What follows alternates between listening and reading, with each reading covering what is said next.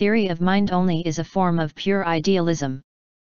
All that we habitually consider having an objective value, such as our own body, property, and the land where we have our abodes, are no more than our own mind projected and recognized as externally extending and real. Even nirvana, the truth of suchness, emptiness, reality, all these are but our mental creations, having no objective validity as far as they are forms of discrimination. We ordinary mortals see the Buddha in his multifarious manifestations, which, however, are the reflections of our ideas formulated in the mind by virtue of inherited memory mysteriously working from time immemorial. Passages quoted relative to the doctrine. The doctrine of mind only runs through the Lankavatara as if it were warp and weft of the Sutra. To understand it is to realize the ultimate truth, and not to understand it is to transmigrate through many a birth and death. The Sutra lays much emphasis on the importance of the doctrine, so much, indeed, that it makes everything hinge on this one point, the salvation of the world, not to say anything of the individual. Read the following passages culled at random from the Sutra. 1. The mind only leads to the realization of the ultimate truth. Language, O Mahamedi, is not the ultimate truth. What is attainable by language is not the ultimate truth. Why? Because the ultimate truth is what is enjoyed by the wise. By means of speech one can enter into the truth, but words themselves are not the truth. It is the self-realization inwardly experienced by the wise through their supreme wisdom, and does not belong to the domain of words, discrimination, or intelligence. And, therefore, discrimination does not reveal the ultimate truth itself. Moreover, O Mahamedi, language is subject to birth and destruction, is unsteady, mutually conditioning, and produced according to the law of causation. And what is mutually conditioning and produced according to the law of causation is not the ultimate truth. Nor does it come out of such conditions. For it is above aspects of relativity. And words are incapable of producing it. And again, as the ultimate truth is in conformity with the view that the visible world is no more than our own mind. And as there are no such external objects appearing in their multifarious aspects of individuation, the ultimate truth is not subject to discrimination. O Mahamedi, when a man sees into the abode of reality where all things are, he enters upon the truth that what appears to him is not other than mind itself. 2. The mind only is grasped by pure thought. Absolute intelligence does not belong to the two vehicles. It has, indeed, nothing to do with particular objects.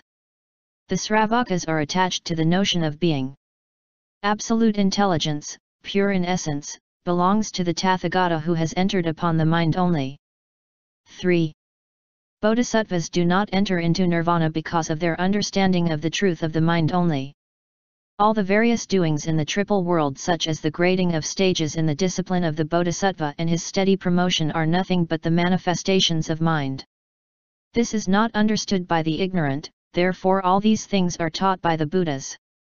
And again, the Sravakas and the Pratyeka Buddhas, when they reach the 8th stage, become so intoxicated with the bliss of mental tranquility that they fail to realize that the visible is nothing but the mind. They are still in the realm of individuation, their insight into reality is not yet pure. The Bodhisattvas, on the other hand, are alive to their original vows flowing out of their all-embracing, loving hearts. They do not enter into nirvana. They know that the visible world is nothing but the manifestation of mind itself. They are free from such ideas as mind, will, consciousness, manovijnana, external world, self-substance, and distinguishing marks. 4. The mind only and the dualistic conception of being and non-being, which is the outcome of wrong discrimination, stand opposite to each other, and are irreconcilable until the latter is absorbed into the former. Its teaching, intellectually speaking, is to show the fallacy of a world conception based on discrimination, or rather upon wrong discrimination, in order to get us back into the right way of comprehending reality as it is. As the ignorant and unenlightened do not comprehend the teaching of the mind only, they are attached to a variety of external objects. They go from one form of discrimination to another. such as the duality of being and non-being, oneness and otherness, bothness and not-bothness, permanence and impermanence, self-substance, habit energy, causation, etc. After discriminating these notions, they go on clinging to them as objectively real and unchangeable, like those animals who, driven by thirst in the summertime, run wildly after imaginary springs. To think that primary elements really exist is due to wrong discrimination and nothing else. When the truth of the mind only is understood, there are no external objects to be seen. They are all due to the discrimination of what one sees in one's own mind. 3. 5. Not to understand the mind only leads one to eternal transmigrations. As the philosophers fail to go beyond dualism, they hurt not only themselves but the ignorant. Going around continually from one path of existence to another, not understanding that what is seen is no more than their own mind, and adhering to the notion that things external are endowed with self-substance, they are unable to free themselves from wrong discriminating. 6. As to the relation between the mind-only theory and the conception of the alaya-vijnana, mention will be made later. Here let it only be remarked that the rising of the alaya is due to our taking the manifestations of the mind for a world of objective realities. The alaya-vijnana is its own subject and object, and it clings to a world of its own mental presentations, a system of mentality that evolves mutually conditioning. It is like the waves of the ocean, stirred by the wind. That is, a world made visible by mind itself where the mental waves come and go. This ocean and waves simile is a favorite one with Mahayana Buddhists. 7. Thus we see that there is nothing in the world that is not of the mind, hence the mind-only doctrine. And this applies with a special emphasis to all logical controversies, which, according to the Lankavatara, are mere subjective fabrications. The body, property, and abode, these are no more than the shadows of mind, the ignorant do not understand it. They make assertions or refutations, and this elaboration is due to mind only, apart from which nothing is obtainable. The author of the Lankavatara does not stop here, he goes further on and declares that even the spiritual stages of bodhisattvahood are merely the reflections of mind. The Buddha aphodes and the Buddha stages are of mind only, in which there are no shadows. That is what is taught by the Buddhas past, present, and future. 8. Lastly, when all forms of individuation are negated, there takes place a revulsion in our minds, and we see that the truth that there is nothing but mind from the very beginning, and thereby we are emancipated from the fetters of wrong discrimination. The Siddha and its evolution. Now the question naturally suggesting itself is, what is really meant by Siddhamatram, or mind only? It is often phrased, Svasiddhadrishyyamatram, meaning own mind seen only. What is the Siddha that is here rendered as mind? Let us see first what the Lankavatara means by Siddha. Siddha, as noticed elsewhere, is used in two ways. General and specific. Where it is used in a general way, it is the name given to the sum of all mental activities, including both the mind proper and its various functions. But where the mind is divided into Siddha, Manas, Manovijnana, and the 5 sense Vijnanas, the Siddha gains a specific signification. It is the principle of unification by which all the activities are understood as issuing from one center. The Manas is a discriminating agency by which the homogeneous, undifferentiated Siddha is divided into two parts. The one as the seer and the other as the seen. The one as the grasping ego and the other as an object grasped. The Manas is not only an intellective but also a conative principle. The Vijnana, that is, i.e. Manovijnana, is separated from the Manas, only retaining the latter's intellective function, and may be translated as the intellect. In which case the Manas may be regarded as corresponding to the will and the affection. The 5 Vijnanas are thus the 5 senses which discriminate a world of individual forms, each within its own sense field. When the Siddha is thus considered in its specific sense, it may seem to be an abstract principle devoid of content. But, according to the Lankavatara, this is not the case. For the Siddha is rich in content, and just because of this inner richness, it is able to evolve out of itself a world of infinite multitudinousness. It is, indeed, an inexhaustible reservoir of seeds which have been accumulated therein since the beginningless past. So the definition of Citta is as follows. Sittina Sayate Karna. That karma is accumulated by Citta means that the latter takes in all that goes on in the mind and also all that is done by the body. Technically stated, every deed, mental and physical, leaves its seeds behind which are deposited in the Citta, and the Citta has been hoarding them since time immemorial. It is the rich repository of all the thoughts, feelings, desires, instincts, etc. No matter how they have come to act. That is, whether merely stirred up in the inmost recesses of one's consciousness, or carried out by the body into deed, or checked in the incipient stages of their activity. Psychologically, the Citta may thus be regarded as corresponding to the subconscious. This repository Citta, so long as it remains contented in and with itself, is absolutely quiet and no waves are seen stirring on its Citam avyakritmitnitya. It is in its nature non-discriminative, it does not pretend to divide and analyze itself. It may dance like the dancer, but if there is nobody to keep company with her and no audience to applaud her, what is the use of her dancing? A solitary dance is the same as no dance whatever, the dancing is the same as no dancing.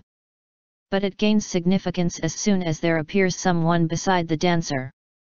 This somebody is at hand who keeps company with the Citta. Not only that, it calls up an audience and creates the stage on a grand scale. The panoramic world of particular objects now comes up into view, the manager's name is Manas. Citta dances like the dancer, Manas resembles the jester. The Vijnana, in company with the five, imagines what is presented i.e. an external world to be the stage. The Manas is not, however, an independent agent acting on the Citta from the outside, it is indeed the creation of the Citta itself. Depending upon the alaya, the Manas arises. Allied with the Citta and Manas, the Vijnana arises. Again, with the Citta as its cause and supporting it, the Manas walks along depending on the Citta. The Citta is caused to move by the Vijnana, and there is an interdependence among them.